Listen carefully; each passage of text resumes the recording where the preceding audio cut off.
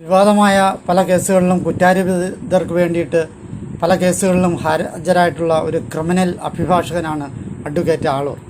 സൗമ്യ വധക്കേസ്, ജിഷ വധക്കേസ്, കൂടത്തായി കേസ്, ഇലന്തൂർ നരബലി കേസ്, വിസ്മയ കേസ് തുടങ്ങിയ കേസുകളിൽ കുറ്റാരോപിതർക്ക് വേണ്ടി അദ്ദേഹം ഹാജരായിട്ടുണ്ട്.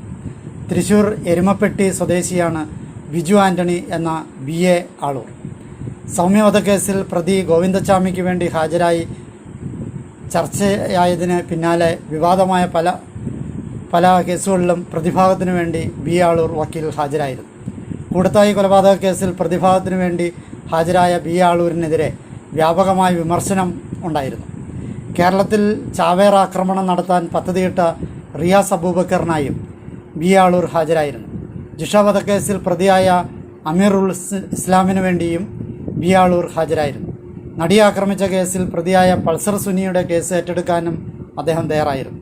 ഇങ്ങനെ പൊതുവേ കേരളത്തിലെ ജനസമൂഹം പ്രതികളായിട്ട് കണക്കാക്കുന്നവർക്ക് വേണ്ടിയിട്ട് വാദിക്കുന്ന ഒരാൾ, അല്ലെങ്കിൽ പ്രതികളോട് പക്ഷം ചേരുന്ന ഒരു വക്കീലാണ് BA ആളൂർ.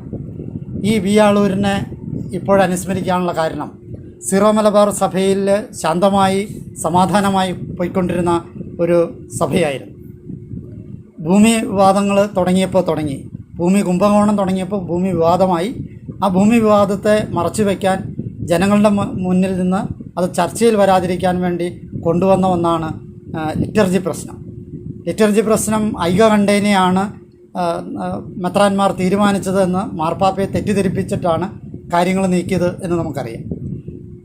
ഈ എപ്പോഴും ആളൂർ വക്കീൽ ഈ പ്രതികളായിട്ട് കണക്കാക്കപ്പെടുന്നവരുടെ കൂടെ നിൽക്കുന്നയാളാണ്.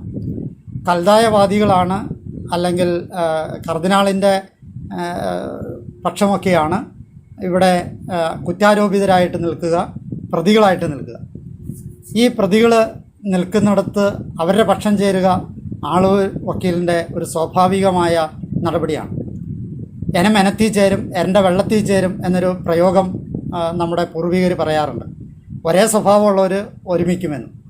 അപ്പോൾ ഈ കേരള സമൂഹത്തിലെ പ്രതികൾക്ക് വേണ്ടി പക്ഷം ചേരുന്ന ആളൂർ വക്കീൽ കൽതായ കുർബാനയ്ക്ക് വേണ്ടി പക്ഷം ചേർന്നു എന്നുള്ളത് വ്യക്തമാവുകയാണ്. അദ്ദേഹം ഈ കൽതായ കുർബാനയിൽ പങ്കെടുക്കുന്ന ചിത്രം പുറത്തു വന്നിരിക്കുകയാണ്. അപ്പോൾ അത് വളരെ വ്യക്തമാണ്. ഈ പ്രതികൾ സീറോ മലബാർ സഭയിലെ പ്രതികൾ കൽതായരാണ് എന്ന് വ്യക്തമാണ്. നമുക്കറിയാം, നമ്മുടെ ഇടവകൾ, എറണാകുളം അങ്കമാലി അതിരൂപതയിലെ ഇടവകൾ വളരെ ശാന്തമായിട്ട് പോയിക്കൊണ്ടിരുന്നതാണ്.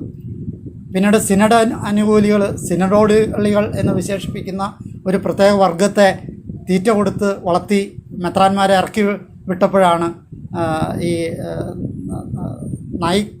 ഈ വേട്ടനായ്ക്കളെ പോലെ ഇറക്കി വിട്ടപ്പോഴാണ് ഇടവകളിൽ പ്രശ്നങ്ങളുണ്ടായത് എന്ന് നമുക്കറിയാം. ഇപ്പോൾ അയൽവക്കക്കാർ തമ്മിൽ മിണ്ടാതായി, ഒരേ സുഹൃത്തുക്കൾ തമ്മിൽ മിണ്ടാതായി. ഈ പ്രതികളുടെ പക്ഷം ചേരുന്ന ആളൂർ വക്കീൽ അവരുടെ പക്ഷം ചേർന്നപ്പോൾ തന്നെ കേരള സമൂഹത്തിന് വ്യക്തമായി ഇവർ കുറ്റാരോപിതരാണ്, പ്രതികളാണ് എന്ന്.